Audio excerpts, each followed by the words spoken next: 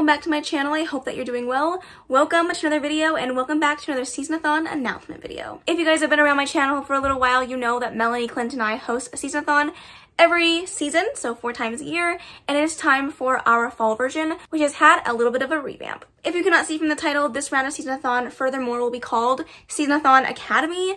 We are going to school, y'all. So we decided to take a step back from the fall into a reading-a-thon title and move into something called SeasonAthon Academy, where you guys will have the honor of coming to school with us to complete your courses and get a bachelor in reading. And of course, with most readathons, there's a lot of things to discuss, so hopefully by the end of this video, you will feel very well informed and be excited to participate with us this time around. What I'm going to do is I'm going to discuss everything that this readathon entails, the dates, the specifics on how you can pass your courses and get your degree in reading, and some options for prompts if you need help picking books because you're a little stuck. So without further ado, let's go ahead and get into it. So let's start with the basics. Of course, this readathon is hosted by myself and co-hosted by Melanie at Completely Melanie and Clint over at Reads Readers. I will of course have all of the information down in the description box below, so feel free to go check them out. They will have announcement videos as well. Mel's posted before mine, so make sure to go back and watch that video. And then Clint's is premiering right after this one. So if you're staying for the premiere, make sure to jump over to his channel. And if you are here after the premiere, make sure to go check out all of those announcement videos, which of course are linked in the description box below. This readathon, again, will be a month-long readathon starting on September 1st, ending all the way through September 30th. We will, of course, be hosting some study sessions, aka live reading sprints, as well as a sorority fraternity late night mixer, aka our after hours live show, and of course the author live show where we discuss our group book. And if any of this information is all too much, there is a document down below that Marty and Mel put a lot of work in to create for you guys that has all of the dates, all of the times, and all the information that you'll need for this readathon. Of course, it's in the description box below, but if you have any questions, feel free to reach out to us. I'm just going to quickly go over the dates and then we will get into the prompts and how to get your bachelor in reading. So of course, class begins on September 1st, and then on September 3rd, we will be having our first study session on Mel's channel at 3 p.m. Eastern. Our next study session will be on September 5th on my channel at 6 p.m. PST. Clint will be having his own study session on the 11th of September. No time just yet, but we will update that as it comes. Then I will be back to host another study session on the 19th at 6 p.m. EST. And then on Saturday, September 24th, we will have our author live show and our after hours live show. Both will be hosted on Mel's channel. The author live show will be at 3 p.m. EST and the after hours live show will be at 8 p.m. EST. Clint is hosting his second study session on the 25th. Again, time to be updated as we get one. And our last study session will be with Mel on the 28th at 3 p.m. Eastern time. And then of course our readathon ends on the 30th. Now, how this readathon works and how you get your bachelor's of reading. So for this round of SeasonAthon, you are required to pass 5 courses in order to get your bachelor of reading. Granted, those 5 prompts do have an opportunity to be mixed around and customized to fit your reading needs. Some of our courses that we offer only have one option for a prompt, whereas others have multiple options. For this particular round, because it's only 5 prompts, there is no option to double up, so you must read one singular book for every single prompt that you are choosing in order to pass your classes.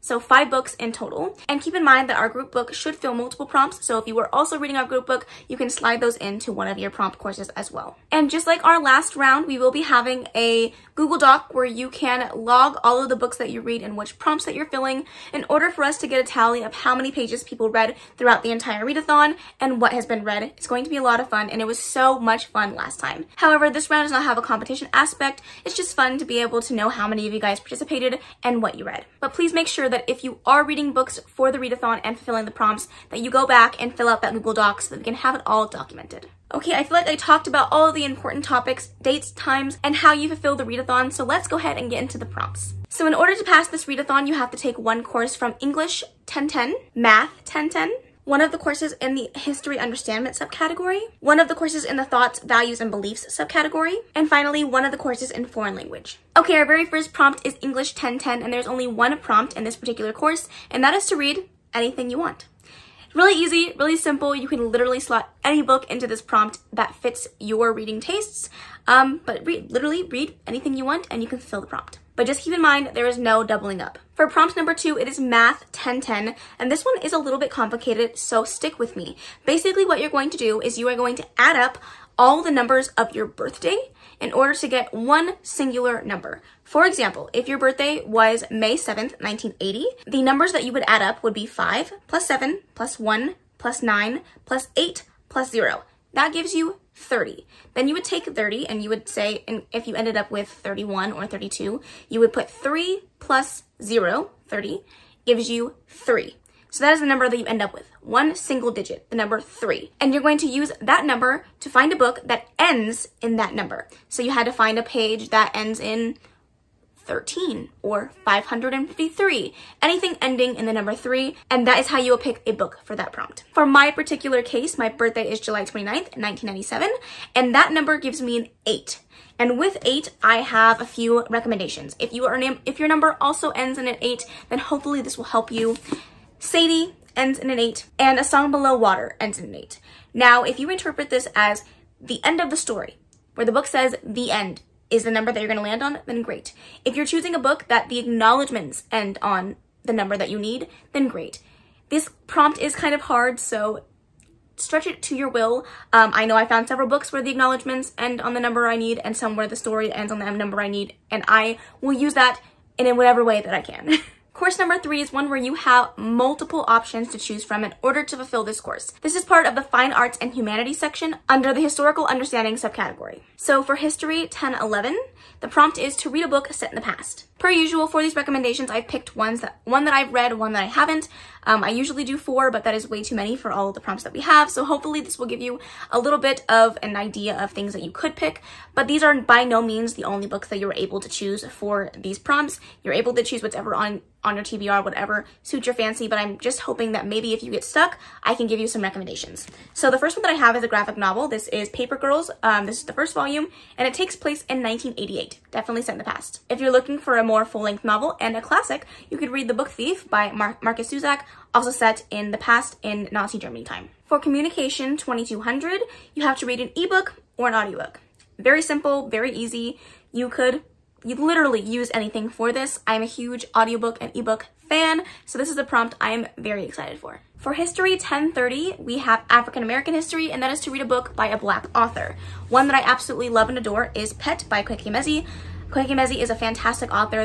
Their books are just so great, and Pet is one of my favorites. This is a YA interesting novel if you're looking for something short and fun and very impactful. I would highly recommend this one. And then we also have Black Girls Must Die Exhausted. This is by Jane Allen, and this is a contemporary book about the struggles that Black women go through, but also the magic behind Black girl magic. For History 1240, we have The Gilded Age, and that is to read a book with a foiled cover. Now, you can interpret this in many different aspects. You can take the foil on the cover, you can take the foil underneath the dust jacket, you can take the foil on the back, on the spine. Interpret this in any way that you will, but the two that I have recommendations for, there's no way I couldn't recommend House of Earth and Blood by Sarah J. Maas. It does have foiling on the cover, or you could choose something like The Atlas 6 by Olivia Blake, which also has some foiling. For History 2450, we have the Depression era, and that is to read a book involving mental health. The first book that I thought of when I thought of this prompt is Turtles All the Way Down by John Green. This is one of my favorite books that depicts OCD and intrusive thoughts. So if this is one that you haven't picked up yet, I highly recommend it. Or you could do something like The Astonishing Color of After, where the character is grieving from the loss of her mother and is going on a journey to figure out more about her life and her family. For History 2510, History of Epidemics, read a book featuring a virus or a plague. The pretty obvious one I feel like everyone talks about is Station 11 by Emily St. John Mandel. So if you haven't read this one, this would be a perfect opportunity. You could also do something like Severance. Neither one of these books are books that I have read. This is not particularly something that I tend to gravitate towards. However, if you are choosing to use this prompt, it's a good option. Now keep in mind all of the prompts that I'm stating for you guys for the Historical Understanding subcategory. You only have to choose one prompt in order to fill the course. So you don't have to choose all of these prompts, but I'm giving you options in case you choose to choose that prompt. For History 2820, we have Modern East Asia, and that is to read a book by an Asian author. One that I absolutely loved, and it is short, is The Magic Fish by Trung Le Nguyen. This is a wonderful graphic novel about a boy coming out to his family and trying to be okay in the world that he lives in. Really good one. Or you could choose a fantasy like The Girl Who Fell Beneath the Sea by Axie-O, which is a book with Asian-inspired retelling aspects and just a fun fantasy overall. I've heard really good things about this one, so definitely a good option. And finally, for the last prompt in this subcategory, we have History 2850, Colonial Latin America, and that is to read a book by a Latin author. Again, a lot of options out there, but the ones that I chose were Mexican Gothic by Sylvia Moreno Garcia if you're looking for a thriller/horror, or The Inheritance of Arquina de Vigna if you're looking for a fantastical, weird, magical realism book that will keep you at the edge of your seat. We're moving on to the second of our subcategories in the Fine Art and Humanities section, which is Thoughts, Values, and Beliefs. So let's go ahead and move into those. First, we have Classics 3960, which is mythology, and that is to read a book involving mythology. There are a ton of mythological retellings or books about mythology out there, so there's a lot of options. The two that I chose was Lore Olympus by Rachel Smythe, if you're looking for a graphic novel option. And then, of course, the Hades and Persephone retellings are everywhere, seeing as the two that I have here are Hades and Persephone retellings, and this is Promises and Pomegranates by Sav R. Miller. But there are so many out there. You have things like Circe or The Song of Achilles, The Lovely War, Percy Jackson, Lore by Alexander Bracken. There are so many. The list goes on, plenty to choose from. For medieval language, 1050, Knights of the Round Table, that is to read a book featuring Arthurian legend. And the one that I feel like comes to mind the quickest would be Legendborn by Tracy Dion, but there's also options like The Guinevere Deception or Cursed. I don't read a ton of these, so I'm not an expert in this recommendation, but hopefully this helps. For philosophy, 1110, Applied Critical Thinking, that is to read a thriller. Again, there are so many options, but the two that I chose, we have She's Too Pretty to Burn by Wendy Hurd. This is a YA thriller mystery story with a retelling aspect. And then you have Lock Every Door by Riley Sager, which, again, so many options out there. These are just the two that I chose. For philosophy, 2010, Introduction into Philosophy, this is to read a book that features good versus evil. And the ones that I chose, you know, you can stretch it, you can interpret it any way that you want. The first one that came to mind for me was Vicious by V.E. Schwab. This is one that really questions what is good and what is evil, and is somebody that seems evil inherently evil, and is somebody that seems good inherently good, which is something that I really liked. Or you can pick a middle grade like The School for Good and Evil. There's a lot of books out there. This is just the one that came to mind first. Then we have Philosophy 2210, Introduction to Ethics, and that is to read a book that involves making tough choices. So the one that I picked that I have read is Book Lovers by Emily Henry. I feel like this book is kind of rife with tough decisions, both on the main character's part and the side characters. I feel like this is kind of a tough prompt to know if you don't know the premise of the book, but if you are looking for a light, easy read and you have not read this one already, I highly recommend it. Or if you want to go the fantasy route, you have Twin Crowns. This is by Catherine Weber and Catherine Doyle. This follows two sisters, and the world that they live in must choose a side, must choose an alliance, which is going to be a very tough decision for not only the people making it, but the two main characters of the book. So I figured this would be a good option for this particular prompt. Then we have Philosophy 2260, Sports Ethics, and this is to read a book involving a sport. Now, I happen to choose sports romances, but there are plenty of books out there that don't have to do with romance, that include sports, but these are the ones I had at my disposal. So the two that I recommend are Long Shot by Kennedy Ryan and The Deal by Elle Kennedy. Up next, we have Philosophy 2350, and this is pop culture. Read a book that has been adapted to a TV show or movie. I have two books here, that one that I have read and really enjoyed, and the other one I have been on the edge of my seat to read, and I want to do it before I watch the movie. So the one that I'm talking about that I have read is It Ends With Us by Colleen Hoover. It is recently being adapted, has not been finished yet, but is in the works, so this definitely counts. Or you could do a thriller like No Exit by Taylor Adams, which also has a movie. Moving on to our last and final course, you have two options to fill this course. It is in the foreign language section. Our first one being Foreign Language 1010, Elementary Foreign Language 1, and this is to read a book that is set in a different country than your own. For me, I live in the US, so the ones that I chose were A Cuban Girl's Guide to Tea and Tomorrow by Laura Taylor Namey. This is set in England. Or you could choose something like The Invisible Life of Addie LaRue, which is set in Paris, for half of the book. And finally, our last and final prompt, we have Foreign Language 1020, Elementary Foreign Language 2, and that is to read a book that has been translated. So the ones that I chose were Death Note. This is not the right way. Death Note Volume 1. Most manga is translated, so definitely a good option if you want something short and easy. Or you could do Beartown by Fredrik Backman, which all of Fredrik Backman's books are translated from Swedish. So definitely options for you. Now, that being said, that is all the prompts that we have to talk about. Again, keep in mind you only have to complete 5 courses. For courses 3, 4, and 5, there are multiple prompts that you can choose from in order to complete your course, but you only have to choose one, so there are 5 books in total. And then, of course, we have to talk about our group book. Okay, we are very, very excited to announce our group book for this round of SeasonAthon, and it is none other than The Sunbear Trials by Aiden Thomas. We are so excited that we were able to get Aiden Thomas on for the group book as well as our author live chat, which again will be on September 24th at 3 p.m. EST on Mel's channel. And we are just so pumped that we get to read his brand new release. You guys, I'm not kidding when I say brand new. This book literally comes out September 6th, and we will be some of the first people reading it as soon as it comes out so that we can talk to him about it, which is going to be so much fun. Obviously, since the book has not come out yet, I do not have the physical book with me. However, I'm hoping to read you the synopsis so you have a little bit of an idea of what the group book is about in case you choose to read it with us. This says, welcome to the Sunbear Trials, where teen semidoses compete in a series of challenges with the highest of stakes. In this electrical new Mexican-inspired fantasy from Aiden Thomas, only the most powerful and honorable semidoses get chosen. I'm just a jade, I'm not a real hero. As each new decade begins, the sun's powers must be replenished so that Soul can keep traveling along the sun and keep the evil obsidian gods at bay.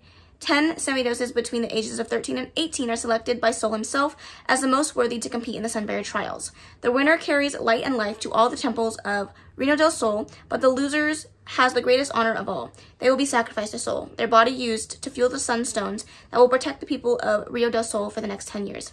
Theo, a 17-year-old Jade semidose, and a trans son of Quinstal, goddess of birds, has never worried about the trials, or rather, he's only worried for others. His friend Naya, daughter of Tira, the god of earth, is one of the strongest heroes in their generation, and is much too likely to be chosen this year.